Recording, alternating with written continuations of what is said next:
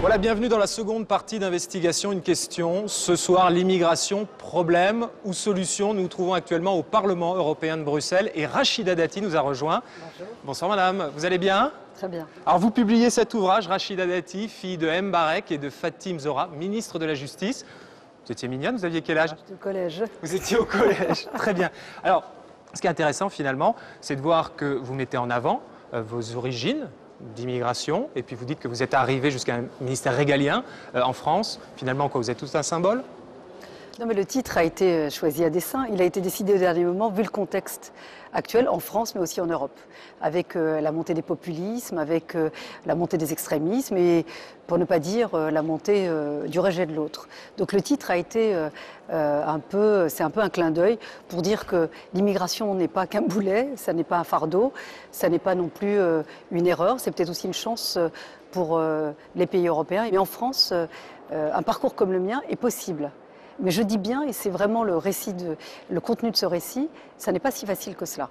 Et de démontrer pourquoi ça n'est pas facile, à quel moment on peut avoir des obstacles, mais que dès lors où on travaille, que le travail est reconnu et que le mérite peut être récompensé en devenant, jusqu'à devenir ministre de la Justice. Alors dans votre livre, on voit que finalement c'est à 16 ans, hein, vous étiez toute surprise, vous étiez persuadée d'être française et vous avez dû aller au commissariat pour obtenir vos papiers français en fait, c'est ça? Deux choses m'ont choquée. D'abord, de découvrir qu'à 16 ans, je n'étais pas française, alors que j'étais née en France. Vous étiez quoi, marocaine? Alors j'avais la nationalité de mon père qui était marocain. Donc déjà je suis un peu surprise alors que je suis scolarisée, que j'ai vécu en France, je suis née en France. Enfin tout est français chez moi si je puis dire. Mais vous n'avez jamais fait ressentir que vous n'étiez pas française? D'abord j'étais dans un institut, une institution de jeunes filles religieuses catholiques. Ah, donc, ça c'est étonnant. Voilà, vos parents vous ont mis finalement chez les bonnes sœurs en gros. Oui, mes parents étaient croyants et cette religion était en cohérence avec leurs croyances. Donc ça n'a pas été un débat ou une schizophrénie de leur part de nous mettre dans cet établissement qui était un établissement fondé sur des valeurs. Et donc, et je découvre qu'à 16 ans, non seulement je ne suis pas française, mais en plus on me demande d'aller chercher une autorisation de séjourner dans mon pays, la France en l'occurrence, et non seulement d'aller la chercher au commissariat de police qui était pour moi le lieu pour les délinquants. Donc il y a quelque chose qui, ce jour-là, je n'ai pas bien compris. Donc je suis devenue française à 18 ans parce que j'ai manifesté la volonté d'être française. Donc vous n'avez pas le sentiment d'avoir souffert d'une condition d'enfant d'immigré? Alors, de dire qu'il n'y a pas eu de racisme ou que ça serait, attendez, on n'est pas non plus, c'est pas les bisounours. Hein. Donc bien sûr que ça existe. Alors il faut y résister. Et puis il faut y résister. Alors après on dit qu'elle a trop de caractère, du tempérament ou qu'elle a un mauvais caractère, mais il faut résister à ça. Donc c'est tout ce que j'ai écrit dans ce livre. Alors qu'est-ce que vous pensez de ce qu'ils font au Canada finalement? Est-ce que vous pensez que ça doit être un modèle pour nous à l'avenir quand on voit que dans 50 ans on risque d'avoir un trou finalement dans notre caisse du capital humain? On aura 50 millions de travailleurs en moins. Qu'est-ce qu'on fait face à ça? En Europe on n'est pas pour l'immigration zéro, à part le parti d'extrême droite. Mais aujourd'hui, l'immigration... Il va y avoir une course. Oui, mais l'immigration donc il va falloir être bon face aux Américains, face aux Canadiens, etc. Il va falloir être une terre d'accueil. Mais elle l'est déjà. Et on a beaucoup évolué sur nos législations. Ne serait-ce que le contrat d'accueil et d'intégration en France, c'est ce qui se fait au Canada. On a pris en fait comme modèle ces pays d'Amérique du Nord, où effectivement, il y avait, avant d'accueillir toute personne étrangère, il y a des critères à remplir. L'apprentissage de la langue, la connaissance du pays, la connaissance des valeurs, l'insertion, la formation, l'alphabétisation. On s'est rendu compte en France que, par exemple, vous aviez des femmes, en l'occurrence, qui pouvaient être depuis 40 ans en France sans connaître, sans même pas parler la langue française. Donc le contrat d'accueil et d'intégration, qui est perfectible, peut effectivement favoriser cette immigration légale et cette capacité d'accueil. Est-ce qu'il y a une différence, Rachida Dati, dans les vagues d'immigration successives? Ici en Belgique, il y a 60 ans, c'était les Italiens qui sont venus. Tiens d'ailleurs, Elio Di Rupo, ici, pourrait devenir le prochain Premier ministre de Belgique. Est-ce que ça c'est envisageable d'avoir un beurre, une beurrette, présidente de la République? Est-ce que vous pourriez devenir présidente de la République en France dans quelques années? Ministre de la Justice. C'était même pas pensable. Je ne veux pas dire un an avant, quelques mois avant. Si on avait dit que sur une génération... Pas pensable, pourquoi? Pour des tas de raisons, parce qu'il y a un plafond de verre, parce qu'on disait oh là là, pas tout de suite. Moi, mes parents ne savaient ni lire ni écrire en arrivant en France. Ça a joué le fait que vous soyez d'origine maghrébine pour avoir cette place? Il y a deux choses en politique. Il y a effectivement la compétence, c'est nécessaire, sinon vous êtes contre-productif. Vous allez à l'encontre de l'objectif prévu, dire de pouvoir porter, incarner un projet politique. Donc la compétence, mais aussi le symbole. Et Nicolas Sarkozy, par ma nomination, a rempli ces deux critères. Il a souhaité que je puisse mener à bien les réformes qui étaient attendues pour le ministère de la Justice. Moi, j'ai tenu les engagements du président de la République. Je n'ai pas trahi sa parole vis-à-vis des Français. Et puis aussi, symboliquement, il a montré que la France était multiple et que la France, c'est aussi quelqu'un comme Rachida Dati, et comme il y a des milliers de Rachida Dati en France. D'ailleurs, ça a décomplexé énormément la société française vis-à-vis de l'immigration. Très bien. Voilà, donc vous publiez cet ouvrage, Rachida Dati, fille de Mbarek et Fatim Zora, ministre de la Justice. Tiens, Zora Dati, fille de Rachida et de... Et de son père. Et de son père. Merci beaucoup, Rachida Dati. Passons en revue les différents modèles d'intégration à travers l'Europe, bien sûr en Belgique, ici à Verviers, mais également en France. Nous sommes allés dans le quartier des Minguettes, en banlieue lyonnaise, et puis au Royaume-Uni, à Londres. Un reportage signé Ludovic Delory, Patrick Lejuste, Ekin Erkan et Donatienne Grobet. À Vénissieux, les tours et le béton de la banlieue. 30 ans après les émeutes des Minguettes, les stéréotypes persistent. On n'est pas la capitale de la bureaucratie. À Londres, 40% de la population est d'origine étrangère. Elle est indispensable à la vie économique. Londres serait un endroit très pauvre sans les immigrants qui vraiment travaillent très dur. Ils ont quitté la guerre pour venir en Europe sans travail et sans manier un seul mot de français. Verviers, 24% de chômage, une population venue d'Afrique du Nord et d'Europe de l'Est, forcée de s'adapter. C'est pas Chicago, ça c'est clair. Multiculturalisme, intégration, vivre ensemble, de la banlieue lyonnaise au pied de la City, comment ces étrangers s'en sortent-ils?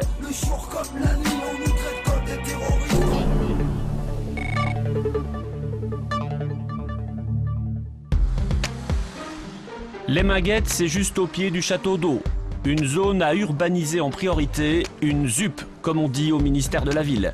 20 000 habitants et 40% de jeunes au chômage. Sur le plateau, l'islam est la première religion. Pourtant, le Nouveau Testament s'offre à qui le veut sur le marché matinal. Ils sont en train de faire don de la parole de Dieu. Saki a quitté sa Kabylie natale pour venir vivre à Saint-Fond. Grâce à son art consommé de la débrouille, il a toujours trouvé du boulot dans la banlieue lyonnaise. Les filières étatiques et les mécanismes d'État qui sont faits pour faire des débouchés dans le travail, sincèrement, ça ne marche pas à tous les coups. Ça marche certes, mais si on a de la chance, si on met le facteur chance dedans, mais j'y crois pas. Depuis que des journalistes sont venus attendre que l'on fasse brûler les voitures, les caméras doivent se faire discrètes. Les Minguettes souffrent encore de leur mauvaise réputation due aux violents affrontements de 1981. Si aujourd'hui elles ne donnent plus l'image d'une cité cul-de-sac, c'est en partie grâce à l'arrivée du tram. Venez par ici, s'il vous plaît. Allez-y, monsieur. On est à vous. Abdelkader travaille depuis un mois pour les transports en commun lyonnais. Il est un AMIS. Accueil, médiation, information, service. Petit boulot, mal payé, mais au service de ses semblables. Il y a beaucoup de dangers, entre autres, ils peuvent très bien se faire percuter par le tramway. Généralement, les gens qui font ça sont pas tout à fait consciencieux de ça et on est là pour leur faire un petit peu la rappel à la règle. Le tramway, pour intégrer et relier les habitants des quartiers, c'est l'une des facettes du remodelage urbain de Vénissieux. 30 ans après les émeutes, les plus hautes tours ont été abattues. Malgré tout, un logement sur deux est géré par l'État. Le revenu moyen ne permet pas d'habiter ailleurs. Enfant de Vénissieux, Michel Picard en est aujourd'hui le maire. Confronté chaque jour aux problèmes de l'intégration et de la pauvreté, cette communiste de conviction lutte pour faire de sa ville un endroit où il fait bon vivre. Quand on voit, je vous dis, l'école de musique, le cinéma, la médiathèque, quand on voit le tram, quand on voit... Il y a énormément de choses. Mais pour intégrer, il faut pouvoir exclure. C'est ici, depuis cette mairie, que le combat contre le voile intégral a été lancé. Les élus de la République ont tranché. Burqa et niqab sont interdits dans l'espace public partout en France. Je suis une laïcarde convaincue. C'est justement le vivre ensemble. Moi, en tant que mère, je n'ai pas à me poser la question, quand je marie quelqu'un, s'il est musulman, s'il est israélite ou s'il est chrétien. Vénissieux n'est plus une terre d'expansion pour la burqa. Elle reste une ville de banlieue, une ville de 60 000 habitants à la recherche d'un second souffle. En bord de Vesdre, Haudimont n'a rien des Minguettes. À l'heure de sortie des écoles, des femmes voilées rappellent qu'ici, les vagues d'immigration se sont succédées depuis le déclin de l'industrie lainière. En 2003, une antenne de police est installée dans le quartier pour canaliser les tensions entre communautés. C'est évident que si on a par exemple des Africains qui viennent du Congo, ils ont leur mode de fonctionnement, c'est fort expansif, on met en valeur, on se promène sur les trottoirs, etc. En soirée, ça peut poser problème avec le voisin qui, lui, travaille le lendemain à 6 h du matin, quoi. En plein milieu de la rue, la Botte Rouge est une institution de la vie verviétoise. Jacques aime rappeler qu'il est né dans le magasin que tenait déjà son grand-père. Aujourd'hui, sa boutique est voisine d'une épicerie turque. Un quartier où il fait bon vivre, où il y a une certaine amabilité, mes voisins participent à la vie. Quoi qu'on puisse dire, c'est un quartier agréable. Mais tout n'est pas rose pour la jeunesse de Haudimont. Sortir de l'école est une chose, entrer sur le marché du travail en est une autre. Il y a aussi des mosquées où il y a beaucoup d'ASBL qui nous aident à mieux étudier pour l'école. Il y en a plusieurs ici aussi à rue Haudimont, tout partout. Il y en a pour les étudiants. L'école de devoir, rempart indispensable contre le décrochage. Ce mercredi après-midi, Soumaya et ses camarades révisent l'accord du participe passé. Alors, il est employé avec avoir, il s'accorde avec le sujet. Le CDV. Les professeurs sont bénévoles, placés sous la direction de M. Samantar. Ce Somalien de 49 ans a posé ses valises à Verviers après un long parcours de migrants. Il estime avoir eu de la chance.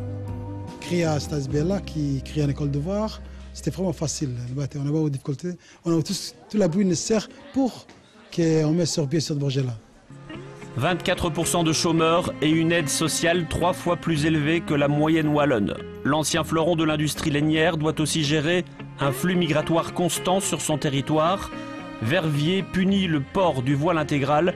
Sur le terrain, d'innombrables associations luttent contre les préjugés. Le quartier de Haudimont, beaucoup de personnes verviétoises peut-être n'osent pas s'y promener parce qu'elles ont l'impression que c'est un quartier étranger. Et comme l'étranger est l'autre qui fait peur, on ne le connaît pas, eh bien, on se dit mais c'est Chicago, il doit y avoir pas mal d'insécurité. Or, ça n'existe pas. Derrière les façades, le travail est pourtant quotidien pour ces primo-arrivants venus de Tchétchénie, d'Afghanistan, du Ghana ou du Kurdistan. Jusqu'à 20 heures par semaine, ils s'initient à la langue de leur pays d'accueil et pour ce faire, on leur parle de ce qu'ils connaissent le mieux, la guerre. Oui, ils sont prêts à se battre. Plus il y a de cultures différentes et plus c'est facile pour eux. Parce que quand ils sont plusieurs à venir du même pays, et on ferait la même chose si on était n'importe où à apprendre une langue étrangère, mais c'est systématique, on se regroupe, et alors celui qui a un peu plus vite compris traduit pour les autres, etc. Que quand ils sont tous d'une culture différente, avec une langue maternelle qui n'est pas la même, c'est beaucoup plus simple. Chaque année, lire et écrire forment à Verviers quelques 300 personnes d'origine étrangère. En guise d'encouragement à tous ces anonymes en quête d'avenir, la ville a fait placarder les noms et les visages de ceux qui, venus d'ailleurs, ont fini par se trouver une place.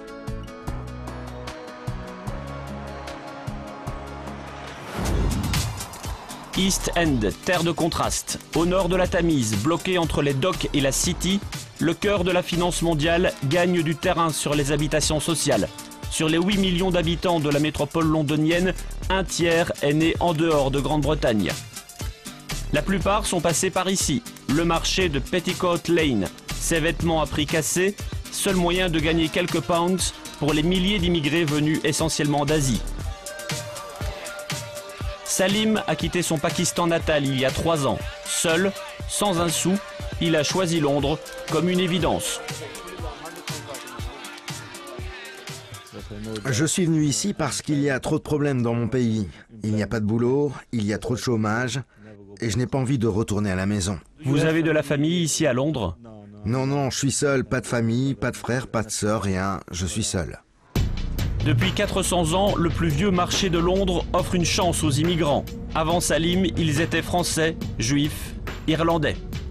Anne a grandi à Spitalfields, au milieu des couleurs. Selon l'adage, on parle ici 300 langues différentes et rien n'a vraiment changé depuis le XVIIe siècle. En général, un groupe d'immigrants qui arrive dans un pays qui ne connaît pas la langue, qui ne connaît pas l'alphabet, qui n'arrive pas à lire, va toujours aller dans un quartier où il y a déjà des cousins ou des gens qui peuvent leur aider. Et on voit ça très nettement et vous voyez très souvent qu'après la deuxième ou la troisième génération, les gens commencent à se déplacer, aller ailleurs. C'est vraiment l'histoire de ce quartier.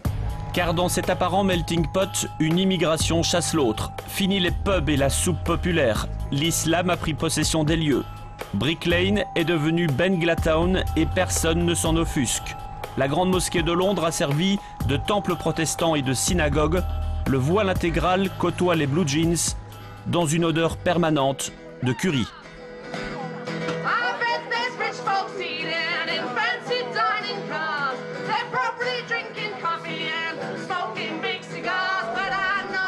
Le cœur de l'immigration est devenu le nouveau berceau des artistes branchés. L'oiseau du belge Roa toise les promeneurs du haut de son mur en briques. Dans sa boutique, Cornelius recycle les costumes pour les revendre à prix d'or. Bienvenue chez Junkie Styling, mon nom est Cornelius Brady et je travaille ici depuis 1997. L'inventeur du costume junk expose à Paris, mais c'est à Brick Lane qu'il imagine ses créations les plus farfelues. C'est un bel endroit, on a pu l'adapter à nos besoins. Donc on a nos studios ici et c'est très sympa car on peut travailler directement avec l'atelier. Et donc nos vêtements qui sont fabriqués ici derrière, on peut les mettre tout de suite en vente dans le magasin. Derrière le bobo chic, la réalité quotidienne de ceux qui veulent s'en sortir. Lorsqu'ils débarquent dans l'East End, les immigrés savent qu'ils se retrouveront à Toynbee Hall.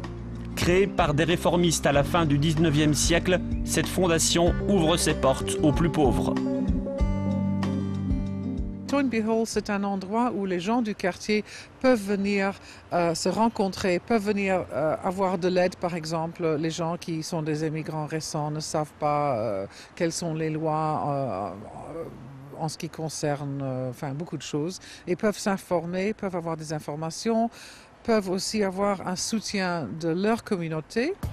Pourtant, juguler les vagues d'immigration est l'une des priorités du gouvernement Cameron. Pour beaucoup de Britanniques confrontés à la crise, l'étranger renvoie trop souvent une image de profiteur. Les gouvernements des deux couleurs ont toujours été un peu laissés faire et ils ont laissé les immigrants à réaliser leurs propres rêves sans faire beaucoup de lois. Je ne sais pas si c'est toujours une réussite. Un avis partagé par les conservateurs au pouvoir à Downing Street. Pour eux, le multiculturalisme est un échec. Les autorités britanniques se sont engagées à durcir le ton vis-à-vis des nouveaux migrants.